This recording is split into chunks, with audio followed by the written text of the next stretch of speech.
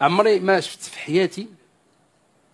انا كنحترم الحكومه، وراه قلتها لهم، قلت لهم انا كنحبكم، واخا المغاربه داروا فيا قالوا انت كتحبهم، حنا ما كنحبوهمش، والله الا قالوا هذه.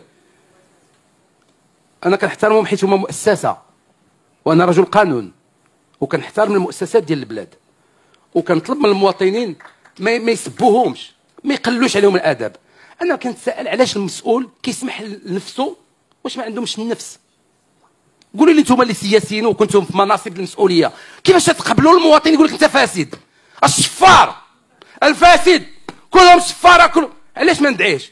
علاش ما نديرش المعاينه ونثبت عليه السب والقذف والاهانه اللي كيدير لي وندعيه باش نربيه؟ علاش كنقبلوا على راسنا حنا كمسؤولين نتسبوا؟ علاش؟ شوفوا المواقع الاجتماعيه كلها، ولا شي واحد تيقول كلمه ايجابيه في حق الحكومه.